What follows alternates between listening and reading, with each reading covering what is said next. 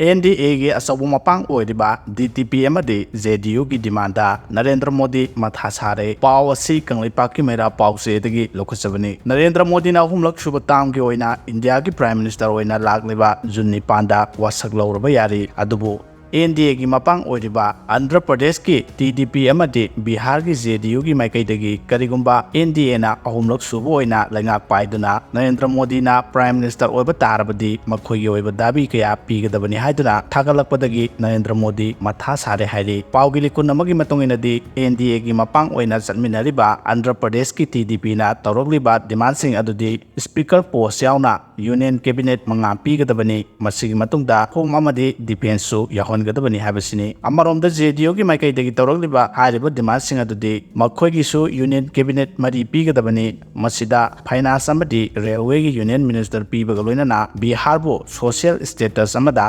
थमगदबनी हाबा demand तौरी TDP ने तौरगलिबा डिमांडसिंग की मनुंगदा यूनियन होम मिनिस्टर अमदि डिफेंस सु याहोनगदबनी हाइबसिदा अमित शाह की असौब निंगबा कायबा अमा ओइरे अहुम सुबोइना नरेंद्र मोदी बु वासक लौदुना प्राइम मिनिस्टर ओइबा तारबदि अमित शाह ना हानगुम यूनियन होम मिनिस्टर ओइना पुगनी हाइतुना लैरिबा सिदा असौब निंगबा कायबा अमा ओहले हाइरि अमरोमदा पाउगी लिखुन अमगी मतुंगिना जुन निपान की नुंगथिलदा राष्ट्रपति बाबनदा महाकपु नौना लेबाक असिगी प्राइम मिनिस्टर ओइना वासक लौरगनी हाइरि लोइनना हानगी प्राइम मिनिस्टर जवाहरलाल नेहरू की मतुंगदा इंडिया की ख्वाइदगी सही सांगना प्राइम मिनिस्टर ओइबा अनिसुबन लुसिंबा अमा ओइबा ngamlagani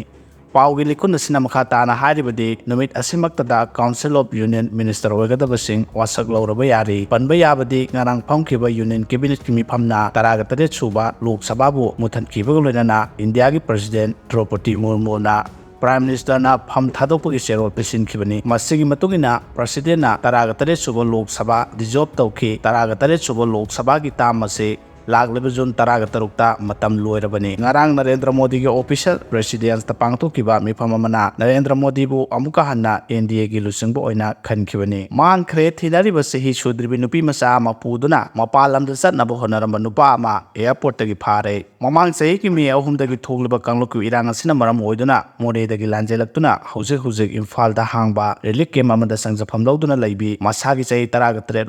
तरेरोम तमक ngairibi leisabi ama ngarang dagi mafam khangdana mangkhibagi imong manungda Porompat police station वाकलपदगी कोईथी थीनदुना लैरिंगे सेरक असिदा नुपा अमगा इंडिगो फ्लाइट तोंगदुदा मणिपुर की वांगमदा चन्नबो होनरमदगी ngasi पुलिस की कांगबुना इम्फाल इंटरनेशनल एयरपोर्ट तगी फगतपा ngamle हाइरि पाउसिना हाइ पुलिसना फगत खरब नुपादुगी ममिंग येंखोम जानदास मंगा सही कुनगोमदोय कवी पलेल मय लेकाइदगिनी नुपीदुगी ममिंगना थोइबी कवी मखोयनी ngasi ayo pung 9 ताबा मतमदा इंडिगो फ्लाइट नंबर 6E2008 ता तोंगदुना दिल्ली दा चटकदौरे हाइबगी थाजबा याबा पाव अमा फंगबदगी पोरोंपाट पुलिस की कांगबुना एयरपोर्ट लागलगा थीबा होंबगी थबक चथबदा फाकिबनी हाइरि फारबा येंखोम जानदास मंगांगी मथक्ता पोरोंपाट वुमेन पुलिस दा पोक्सो की केस अमा लौखलबा याना लैरे हाइरि सबसाबा पाउदी फंगबा ngamdri हाइरि मखा चथरकपदा सोशल मीडिया दगी लोखचरगा वर्ल्ड अफेयर्स एरेना दगी लोखचगी मदुदी खोंगजोम सापमदा क्लास 6 तम लेबी माहिरो नुपी अमा स्कूल की एग्जाम लाखपगी लंबीदा मियोय अमना मकोकता योसैना कनबदगी सिरे जेनबा मियोय पुलिस ना लौखतखरे